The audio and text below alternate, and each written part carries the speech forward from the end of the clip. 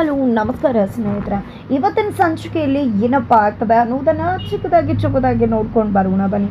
ಇಲ್ಲಿ ನಂದ ಅವರ ವಿರುದ್ಧವಾಗಿ ಅಮ್ಮು ಮತ್ತು ವಲ್ಲಭ ಮದುವೆ ಆಗಿದೆ. ಆದರೆ ವಲ್ಲಭ ನಿಜವಾಗ್ಲೂ ಕೂಡ ಅಮ್ಮನ ಇಷ್ಟಪಟ್ಟು ಮದುವೆ ಆದ್ನ ಅಥವಾ ಮನೆಯವರೇ ಯಾರಾದರೂ ಮದುವೆ ಮಾಡಿಸಿದ್ರ ಅನ್ನೋ ಅನುಮಾನ ನಂದ ಅವರ ತಲೆಯಲ್ಲಿದೆ. ಅದಕ್ಕೆ ಕಾರಣ ಎದುರುಗಡೆ ಮನೆಯಲ್ಲಿರೋ ಇಂದ್ರ ಅವರು ಹೋಗಿದ್ದೆ ನಂದವರ ತಲೆಯಲ್ಲಿ ಈ ರೀತಿಯಾದ ಒಂದು ಹುಳವನ್ನು ಬಿಟ್ಟರು. ಆದರೆ ನಂದವರು ಅದನ್ನು ನಂಬೋಕೆ ಹೋಗಲಿಲ್ಲ. ಆದರೆ ನಂದವರು ಅದನ್ನು ಅವರ ಹೆಂಡತಿ ಗಿರಿಜಾ ಹತ್ರ ಹೇಳ್ಕೊತಾರೆ. ಗಿರೀಶ್ ಅವ್ರಿಗೆ ಆ ಒಂದು ವಿಷಯ ಕೇಳಿದೆ ಶಾಕ್ ಆಗುತ್ತೆ. ಬಿಕಾಸ್ ನನ್ನ ಮನೆಯವ್ರ ಮೇಲೆ ನನಗೆ ನಂಬಿಕೆ ಇದೆ. ನನ್ನ ಮನೆಯವರು ಈ ರೀತಿ ಮಾಡಿರ್ಲಿಕ್ಕಿಲ್ಲ. ನಾನು ಇವತ್ತು ಬದುಕಿದ್ದೀನಿ ಅಂದರೆ ಮಿಕ್ಕದವರು ನನ್ನ ಮಾತನ್ನು ಕೇಳ್ತಾರೆ ಅನ್ನೋ ಒಂದೇ ರೀಸನ್ನಿಂದ. ಇನ್ನಾದರೂ ನನ್ನವರೇ ಈ ಮದುವೆಯನ್ನೇನಾದರೂ ಮಾಡಿಸಿದ್ರೆ ಖಂಡಿತ ನಾನು ಕ್ಷಣ ಬದುಕುಳಿಯುವುದಿಲ್ಲ ಅಂತ ಹೇಳ್ತಾರೆ.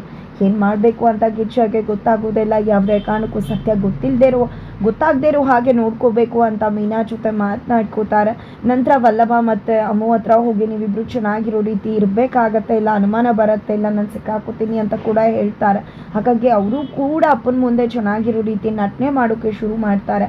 ದೀಪಾವಳಿ ಹಬ್ಬದ ಸಂಭ್ರಮ, ಗಂಡ ಹಂಗೆ ಹೆಂಡತಿ ಬೆನ್ನುಜ್ಬೇಕಾದ್ರೆ ಇಲ್ಲಿ ಅಲ್ಲೇ ಇರೋ ಕಲ್ಲನ್ನು ತಗೊಂಡಿದ್ದೆ ವಲ್ಲಭಗೆ ಉಜ್ಜುತ್ತಿದ್ದಾಳೆ ಅಮ್ಮು. ಅಲ್ಲೂ ಕೂಡ ಅವರಿಬ್ಬರ ಕಿತ್ತಾಟ ನಿಂತಿಲ್ಲ.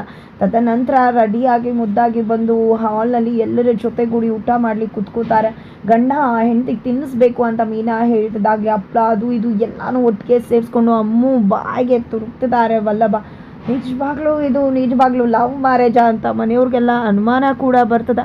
ಹಾಗಾದರೆ ಕೊನೆಗೂ ಇಲ್ಲಿ ಅಮ್ಮು ಮತ್ತು ವಲ್ಲಭ ಇಬ್ಬರು ಕೂಡ ಜಗಳ ಆಡ್ತಾನೆ ಪ್ರೀತಿ ಪಾಶಕ್ಕೆ ಸಿಕ್ಕಿ ಬೀಳ್ತಾರೆ. ಹಾಗಾದರೆ ಪ್ರೀತಿ ಮಾಡೋಕ್ಕೆ ಶುರುವಾದ ಮೇಲೆ ಏನೇನೆಲ್ಲ ಆಗಬಹುದು, ಏನಾಗುತ್ತೆ, ಇದು ಎಲ್ಲವನ್ನೂ ಕೂಡ ತಿಳ್ಕೊಬೇಕು ಅಂದರೆ ಮುಂದಿನ ವೀಡಿಯೋಗೆ ವೇಟ್ ಮಾಡೋದನ್ನು ಮರಿಬೇಡಿ.